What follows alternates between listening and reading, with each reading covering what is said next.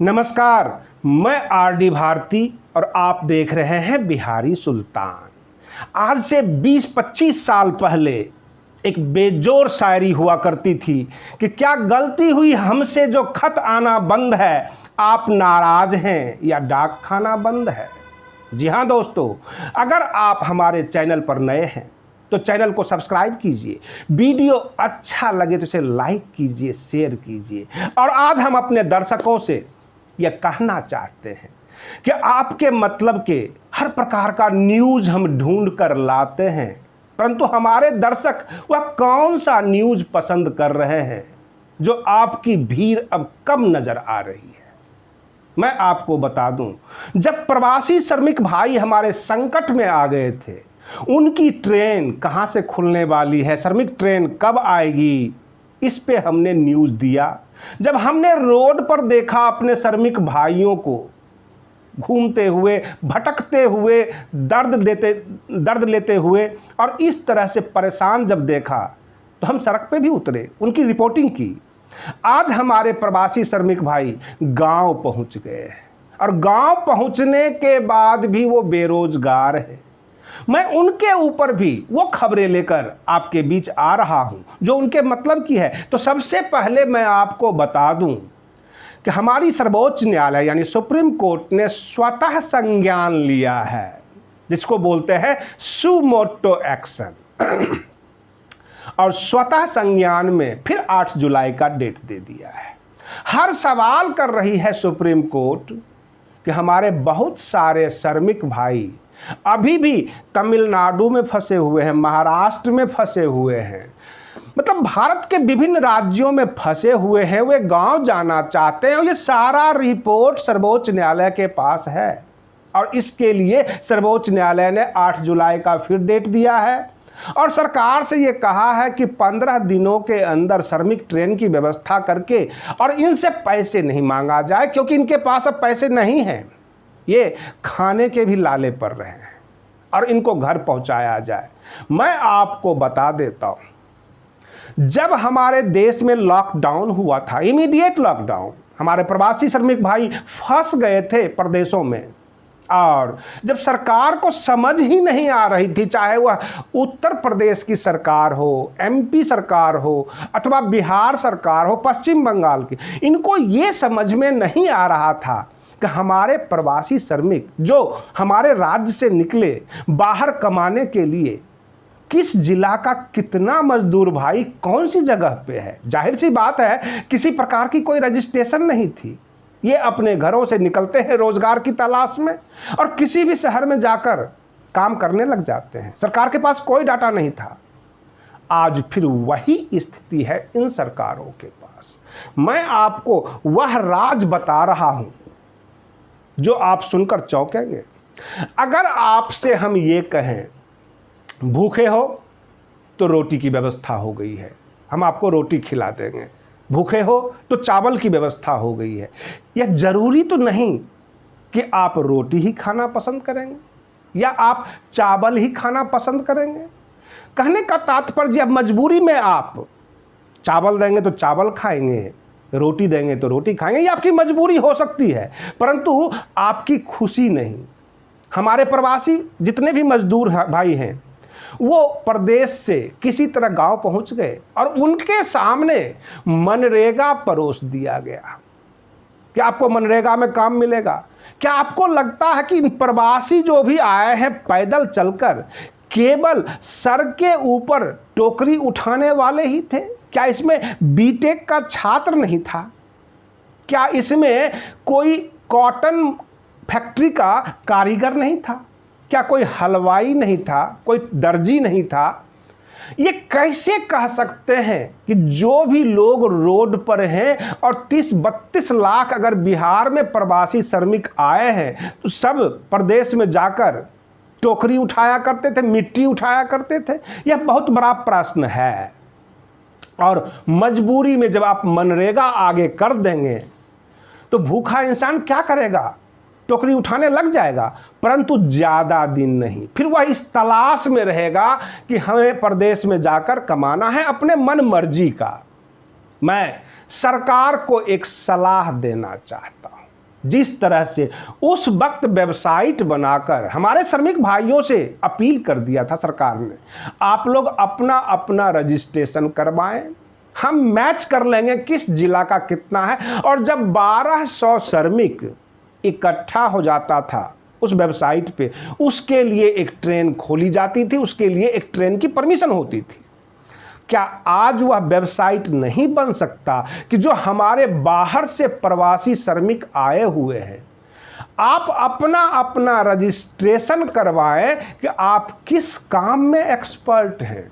हो सकता है 32 लाख में 1 लाख ऐसे भी श्रमिक भाई होंगे जो बीटेक कर रखा होगा, 1 लाख ऐसे श्रमिक भाई होंगे जो राजमिस्त्री होंगे और टाइल का काम बढ़िया जानते होंगे, उसमें वो एक्सपर्ट होंगे। 2 लाख ऐसे भी हमारे श्रमिक भाई होंगे जो राजमिस्त्री के साथ हेल्पर का काम करेंगे। कुल मिला के क्लासिफाई हो जाएगा, वर्गीकृत हो जाएगा कि कौन कौन से हमारे प्रवासी श्रमिक किस किस काम में एक्सपर्ट हैं। और उस साइट से जितने भी उद्योगपति हैं, जितने भी फैक्ट्री के मालिक हैं, वह उससे कांटेक्ट कर सकता है। हमारे श्रमिक भाई अपना फ़ोन नंबर डाल सकते हैं, अपना एड्रेस डाल सकते हैं, और किस काम में वो एक्सपर्ट हैं वह भी डाल सकते हैं। लोग छांट लेगा, बुला लेगा, लोगों के लिए भी सुविधा और हमारे श्रमिक भाइयों के लिए। अब आप ये कह सकते हैं कि यह वेबसाइट तो एक संस्था भी बना सकती है, आप भी बना सकते हैं, परंतु मैं सरकार से इसलिए अपील कर रहा हूं कि सरकार के पास एक गोदी मीडिया है, भोंपू मीडिया है, खूब चिल्लाएगी वेबसाइट बनाकर, बहुत जल्दी पब्लिसिटी हो जाएगा, सरकार के सेहत पर फर्क नहीं पड़ेगा। अगर आप ये सोचते हैं इसमें पैसे खर्च होंगे, टाइम ज़्यादा लगेगा, तो इसमें टाइम भी मात्र 5-7 दिन में पूरा बिहार, पूरा यूपी कवर हो सकता है। और रही बात खर्चे की, तो मैं आपको बता देता हूं, पिछले 24 मार्च से लेकर लॉकडाउन चलता रहा और करीब 15 अगस्त तक जाकर जो है स्कूल बंद रहेंगे। एक स्कूल में जब खुलता है तो केवल पढ़ाई ही नहीं होती, वहाँ पर मिड डे मील भी दिया जाता है। और मिड डे मील का जो आंकड़ा है, 1 महीने का 1600 करोड़ बच्चों के ऊपर खाने पे खर्चा होता है सरकार का। तो आप जोड़ लीजिए पिछले 3-4 महीने में सरकार के पास वो कितने पैसे बचे होंगे, क्योंकि स्कूल तो बंद है, मिड डे मील नहीं दिया गया। क्या ये पैसे का बचत नहीं हुआ? अगर यह पैसा इन प्रवासी श्रमिक भाइयों के ऊपर लगा दिया जाए, अगर आप नाई में एक्सपर्ट हैं, बाल काटने में एक्सपर्ट हैं, तो आप अपना रजिस्ट्रेशन करवाएं और जो जो बढ़िया सैलून होगा कॉन्ट्रैक्ट करके उन नाई भाई को जो है बुला लेगा। प्रश्न यह उठता है कि हमारे प्रवासी श्रमिक की संख्या पता है सरकार को, लेकिन उसमें किस काम में कितने माहिर लोग हैं यह पता नहीं। और इसी वजह से कोई भी सरकार कौन सा उद्योग धंधा लगाए और कहाँ से मजदूर आएगा, यह बिल्कुल अथाह समंदर की तरह है, किसी को कुछ नहीं पता। अभी मौका है और ज़रूरत भी है, हमारे श्रमिक भाइयों को भी ज़रूरत है, वह रजिस्ट्रेशन करवाएंगे क्योंकि वो भूखे और बेरोजगार हैं, वो भाग कर रजिस्ट्रेशन करवाएंगे, अपना नाम दर्ज करवाएंगे। और इसी बहाने सरकार के पास एक बहुत बड़ा डाटा आ जाएगा कि किस किस काम के कौन कौन से लोग एक्सपर्ट हैं। प्रश्न यह उठता है कि अगर आप एक हलवाई है, एक अच्छा कारीगर है, जो अच्छा जो है रेसिपी बना सकता है, उसको अगर आप पकड़ कर ले जाते हैं कि मनरेगा में जाकर मिट्टी उठाओ, 500 रुपये या 700 रुपये हम देंगे डेली का, भूखा है, मजबूर है, तो वो टोकरी उठा लेगा। लेकिन कब तक, कितना दिन, ये प्रवासी श्रमिक कब तक आपके पास टिकेंगे? क्या इसके लिए परमानेंट दुख दर्द खत्म नहीं होना चाहिए? क्या कोरोना खत्म होने का इंतजार कर रहे हैं कि जब ये खत्म होगा ये सारे प्रवासी सैनिक पहले की तरह दिल्ली, बॉम्बे, पंजाब में आकर जम जाएंगे? भूखे हैं तो ये इंतजार कर रहे हैं, ये जमेंगे। परंतु सरकार इतना गैर जिम्मेदार क्यों? क्या सरकार में जो ब्यूरोक्रेट्स हैं, जो आईएएस अफसर हैं, क्या वो इस चीज पर विचार नहीं कर रहे हैं? हम प्रवासी श्रमिकों के साथ हैं, उनकी दर्द को समझते हैं, और बिहारी सुल्तान चैनल समय समय पर आपको पूरा पिक पॉइंट दिखाता रहेगा कि कहां कहां रोजगार उपलब्ध है, कहां कहां से ट्रेनें चलने वाली है, कौन कौन सी सरकार क्या क्या करने वाली है। बस सरकार को भी आगाह करना और अपने श्रमिक भाइयों के लिए भी चिंता करना, यह हमारा मुख्य धर्म है। हम आपके सामने न्यूज़ लेकर जरूर आते हैं, लेकिन अपना नज़रिया, अपना व्यूज भी बताते हैं कि हमारे प्रवासी श्रमिक भाइयों के साथ कहीं न कहीं से इनजस्टिस हो रहा है। बहुत सारे प्रवासी श्रमिक भाइयों ने कहा हमारे पास हैंडपंप नहीं है, हमें शौचालय नहीं मिला, क्योंकि वो शहर में रहते थे, रोज हैंडसम मजदूरी मिलती थी, कमाते थे, खाते थे। शौचालय की, जो गांव की शौचालय की, उनको कभी ज़रूरत नहीं पड़ी। और गांव में और जो प्रखंड स्तर पर डेवलपमेंट है, जो कर्मचारी बैठे हुए हैं, वहाँ एक लचर व्यवस्था है। वह व्यवस्था धीरे धीरे संस्कृति का रूप ले लिया है। प्रखंड स्तर पर कुव्यवस्था, लाचारी, भ्रष्टाचार एक संस्कृति बनी हुई है हमारे देश में। आपको शायद पता ना हो, 2015 में जब बिहार विधानसभा का चुनाव हुआ और उस वक्त हमारे देश के प्रधानमंत्री जी कह रहे थे 50,000 करोड़, 60,000 करोड़, 70,000 करोड़, मांगो जितना मांग सकते हो, दिया 1.25 लाख करोड़, और इस तरह से डायलॉगबाजी किए थे। आज मैं उसी 1.25 लाख करोड़ के बारे में जानना चाहता हूं कि अगर वो दे ही दिया तो कल की जो अनाउंसमेंट थी 116 जिला, जिसमें 32 जिला बिहार का ही है, ये बरौनी ऑयल रिफाइनरी जो बिहार के बेगूसराय जिला में है, ये हर चुनाव में जो है वहां पर उसका उद्घाटन होता है। उस 1.25 लाख करोड़ में बरौनी ऑयल रिफाइनरी भी था, 5 सेंट्रल यूनिवर्सिटी था बिहार का, और कई मेडिकल कॉलेज था। किसी में एक ईंट भी नहीं लगी। पता नहीं अनाउंसमेंट से क्यों खुश होता है बिहार की जनता और हमारे प्रवासी श्रमिक। और बिहार में बेगूसराय, समस्तीपुर, खगड़िया, ये वे जिला है जहां पे लोग अनाउंसमेंट से खुश होते हैं। आप कितना भी जागरूकता प्रोग्राम चला लें इनके बीच, मात्र चुनावी रैली में एक दिन के लिए हमारे देश के प्रधानमंत्री जी जाएंगे और सीधे माइक पर खड़े होकर कहेंगे अहाँ की हाल चाल छै। ये बेगूसराय की भाषा है। अब कहने का तात्पर्य आप कैसे हैं। इतनी सी शब्द सुनकर सारे के सारे वोट डाल देते हैं, सारा विकास और सारी बातें फतह हो जाती है, क्योंकि हमारे देश के प्रधानमंत्री पूरे के पूरे 5 साल तक चुनावी मूड में रहते हैं। हमें तो कई बार इस बात का भी संदेह होता है कि जो सीमा पर तनाव हो रहा है, कहीं वह भी चुनाव का हिस्सा तो नहीं है, क्योंकि चुनाव से ये दूर ही नहीं होते।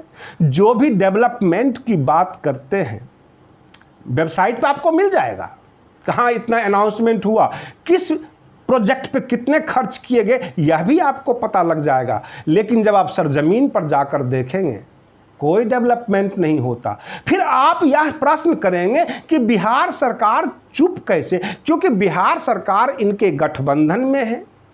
और रही बात ये, किसी को उप मुख्यमंत्री का कुर्सी का मोह है, किसी को मुख्यमंत्री के कुर्सी का मोह है। जो विपक्ष है, चाहे हमारे वो देश का विपक्ष हो अथवा बिहार का विपक्ष हो, खंडित विपक्ष है, नेतृत्व विहीन विपक्ष है। उसके पास एकता नाम की कोई चीज नहीं है। ये सबसे बड़ा समस्या है इस देश के। और हमारे प्रवासी श्रमिक भी दर्द भूलने में मास्टर हैं। बहुत जल्दी ये दर्द भूल जाते हैं। जो लोग मुंबई से पैदल बिहार तक आए, अगर आपको मैं ये बता दूं कि आज की तारीख में 11,000 लोग डेली मुंबई में उतर रहे हैं ट्रेन से, प्रवासी श्रमिक वापस पहुंच रहे हैं। तो क्या आप यकीन नहीं करेंगे कि हमारे प्रवासी श्रमिक भी दर्द भूलने में मास्टर हैं। वो दर्द भूल गए, जो पैर के छाले थे वह भी भूल गए। इस देश ने देखा है औरैया और औरंगाबाद, लेकिन हमारे प्रवासी श्रमिक जगह जगह दर्द पाते हैं, मुकाबला करते हैं और भूल जाते हैं। चुनाव के वक्त भी ये भूल जाएंगे। बहुत सारे लोग तो यह भी प्रश्न कर रहे हैं कि आगामी 2-3 महीने के बाद बिहार विधानसभा का चुनाव है, इसलिए सीमा पर बिहार रेजिमेंट को इसलिए रखा गया ताकि कैजुअलिटी ज़्यादा हो और बिहार के गांव गांव में राष्ट्रवाद की लहर उठे, लोग देश के साथ हो और देश और सीमा के नाम पर इनको वोट कर दे। यह भी लोग आवाज़ दे रहे हैं। जनता है, जनता हर प्रकार का प्रश्न पूछ सकती है, परंतु हमारे देश में प्रश्न पूछना देशद्रोह में भी शामिल हो गया है। इसलिए बहुत सारे पत्रकार दबी जुबान में बात करते हैं, भ्रष्टाचार के ऊपर बोल नहीं पाते हैं। जिस ऑफिसर को आप टारगेट करेंगे, जिसको आप साबित करना चाहेंगे ये भ्रष्ट है, वह ऑफिसर किसी दिन आपको ही टांग देगा, किसी दिन आपको ही बंद कर देगा। ये है हमारी सरकार की वर्तमान व्यवस्था, हमारे देश की वर्तमान व्यवस्था। परंतु जीवन जीने के लिए युद्ध करना पड़ेगा। अगर आपको जीना है तो मरना पड़ेगा, जीवन जीने के लिए लड़ना पड़ेगा और आगे आना पड़ेगा। क्योंकि कहते हैं सारा मांझी पागल हो, पतवार बदल कर क्या होगा। व्यवहार बदलना है ही नहीं, सरकार बदल कर क्या होगा। पूरा देश की जनता को और उस जनता को जो रोड पर काम करते हैं, जो घूम घूम के काम करते हैं, सेल्फ स्किल वाले हैं, उनको यह सोचना होगा। अगर सरकार अपना वेबसाइट नहीं बना रही है, आप अपने स्तर पर तैयारी करें, क्योंकि आप यह सोच लें कि हमारी सरकार संवेदनशील नहीं है। और मैंने आपको यह चीज़ बता दी है कि हमारे जितने भी प्रवासी श्रमिक राजस्थान पहुंचे हैं, उत्तर प्रदेश पहुंचे हैं, बिहार पहुंचे हैं, पश्चिम बंगाल पहुंचे हैं, झारखंड पहुंचे हैं, उसमें पहुंचने वाले प्रवासी श्रमिकों की संख्या तो बताई गई, परंतु किस किस चीज़ में वो एक्सपर्ट हैं, किस किस चीज़ को वो जानते हैं, इसका आंकड़ा किसी के पास नहीं है। सबको जो है प्रवासी श्रमिक और टोकरी उठाने वाले दिहाड़ीदार मजदूर के रूप में घोषित कर दिया जाता है। आज वामपंथ क्यों बिखर गया, क्यों देश से उखड़ गया? क्योंकि मार्क्स ने हमेशा मेहनत कश मजदूर को ही मजदूर माना था। जो मसल्समैन हो, जो शारीरिक श्रम करे, उसी को मजदूर माना था। ये सबसे बड़ी मार्क्सवाद में कमी थी। अगर वह दिमाग से काम करने वाले को भी अगर मजदूर मान लेता तो आज संख्या ज़्यादा होती। और आप जानते हैं जमाना सोशल मीडिया का है, जमाना कंप्यूटर का है, टेक्नोलॉजी का है। अब तो हमारे श्रमिक भाई भी ट्विटर पे आने लग गए, यूट्यूब चैनल देखते हैं, फेसबुक चलाते हैं, एक दूसरे से जुड़े हुए रहते हैं, सोशल मीडिया पे हैं। तो जब वो सोशल मीडिया पे हैं तो शारीरिक श्रम को वो मानते हैं, परंतु मानसिक श्रम को भी वो मानते हैं। ऐसा देखा गया है। आप बने रहिए बिहारी सुल्तान चैनल के साथ। हम आपके लिए बिल्कुल लेटेस्ट खबरें लेकर आते रहेंगे। तब तक के लिए धन्यवाद। जय भीम, जय भारत।